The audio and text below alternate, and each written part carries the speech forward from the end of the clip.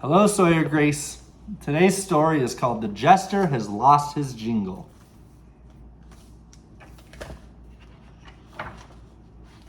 Our story begins quite removed in a castle far away. Our story unfolds, unfortunately, on a very unfortunate day. You see, this morning when the world awoke, no one was in any mood to joke. But one was still happy and bubbled with joy, for he played with life as he played with a toy. He would dance to its rhythm, being light on his feet. He would sing to its tune, which was gentle and sweet. For he was the jester, and jester would he, to make people laugh and fill them with glee. He had a special helper, as any jester should, a friend by name of Farley, a piece of talking wood. He carried Farley all over, the two were quite a pair. They viewed life as a carnival, a fun-filled festive fair. But today when the jester broke out in his song, how could he have known that something was wrong?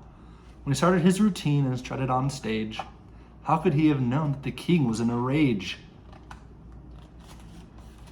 So he sang his funny song, and he walked his funny walk, and he danced his funny dance, and he talked his funny talk. But nobody giggled, nobody yuckled, nobody laughed, and nobody chuckled. The jester has lost his jingle, the king yelled in dismay. His bells no longer tingle, that's all I have to say. Then without a thought and on a whim, the king decided to banish him. Banish me, sire? Don't send me away. Why is your highness so down this fine day? But the king gave no answer. He said nothing more, merely pointed his finger toward the front door. The jester walked out slowly, and a tear fell from his face, for he never left the kingdom, never wandered from this place. And once outside, the jester cried, "Oh, Farley, I fear what they say is quite true. I am no longer funny. My career is quite through." "That's nonsense," claimed Farley. "You're still funny, I say. You were funny last week. You're still funny today.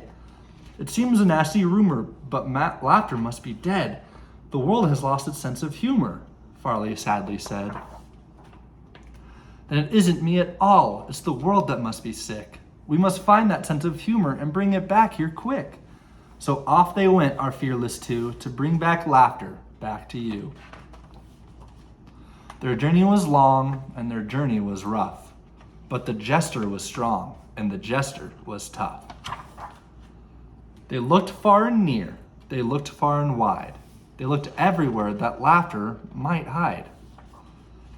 They searched in every corner, under rocks and up in trees. They peered into the heavens and gazed deep beneath the seas. They wandered through the country, through meadows lush and pretty. They came upon a gleaming bridge that led into a city. They looked in vain for flowers, they heard no songs of birds, but saw lots of angry faces and heard lots of bitter words. "Everyone here is so moody. Everyone here is so mean. I must confess this city is the saddest place I've ever seen. Maybe someone here can tell me. Maybe someone here might know. How come people aren't laughing? How come spirits are so low?" "Ask that man," Farley motioned, "that man over there. The thin one in the alley with the tangles in his hair." "Okay," said the jester, "I'll give it a go. Why are you not laughing, sir? I'd really like to know. It's kind of hard to laugh or joke when you're unemployed and completely broke. I have no job, I have no money, so tell me, jester, what's so funny?" "Oh, Farley, I fear it's much worse than I thought. Is laughter something these people forgot?" "Impossible," cried Farley. "Why, that's news I couldn't bear. Ask that man with the briefcase blowing smoke into the air." "Okay," said the jester, "I'll try another try. It seems you don't believe in laughing, sir. Can you please tell me why?" "Aha, that's a laugh, the best I've had in years. The world is not a funny place, it's filled with pain and tears. Don't you read the papers, it's all there in black and white. Everything is going wrong and jokes won't make it right. I have no time for laughter, I have no time for you. I'm sorry, that's the way things are, there's nothing you can do." "Don't believe him," Farley said. "We know he must be wrong. Our search for laughter must continue, time to move along." The jester looked up to the sky as he let out a woeful sigh. He fought back tears and shook his head, then with determination said, "There must be someone somewhere with a smile on their face. There must be someone cheerful in this cold and lonely place. Say, look at that tall building. Perhaps we'll find the answer there. It's up to us to make a difference. It's up to us to care.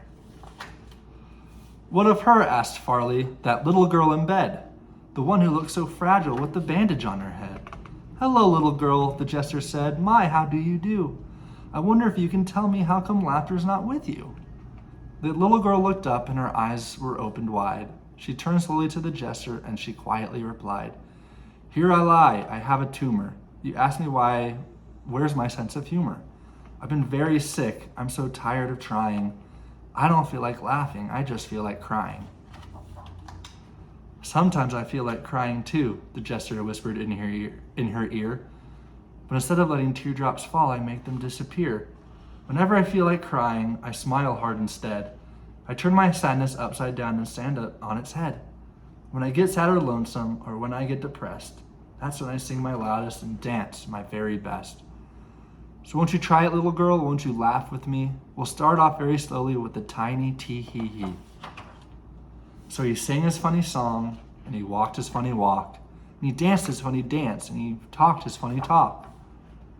And from the room there came a giggle, which echoed down the halls, and soon there came another, which bounced up and down the walls. The giggle became a snicker, which grew into a guffaw, which soon became a chuckle that transformed into a haw. The jester was beside himself. He grinned a great big grin. He hugged and thanked the little girl and kissed her on the chin. Soon laughter leaped out right out the window, growing louder as it flew. Can't you hear it coming? It's about to swallow you. It spread to every corner. It filled up every space. Smiles popped up everywhere. Can't you feel one on your face? As the jester ran back to the kingdom, he carried rainbows in his hand. And as people started laughing, colors spread across the land. He leapt into the palace and he hugged the king and queen. He said, Oh, my highness, you won't believe what we have seen. Laughter isn't missing, why it isn't even dead. Farley and I have found it, the jester proudly said. We found where it's hiding, we discovered where it's been. It's hiding inside everyone, it's buried deep within. Laughter's like a seedling waiting patiently to sprout. All it takes is just a push to make it pop right out. Don't keep it imprisoned or locked out of sight. Quickly release it, it won't hurt or bite. So the king said, I'll try it, I'll give it a go. And all of a sudden out popped a hoe. That's it, yelled the jester, just let it flow, just let it flow. And it flowed, and it flowed, and it flowed. And soon everybody started giggling, everybody started yuckling, everybody started laughing, and everybody started chuckling. My jester, you have done it, said the king, you've saved the day. You've brought back love and laughter and helped us find the way. And when the jester heard these words, he smiled and started singing. He somersaulted in the air, for his bells again were ringing. So when you're feeling lonely, or sad, or bad, or blue, remember where laughter's hiding. It's hiding inside of you. The end. Sweet dreams, Sawyer Grace. I love you.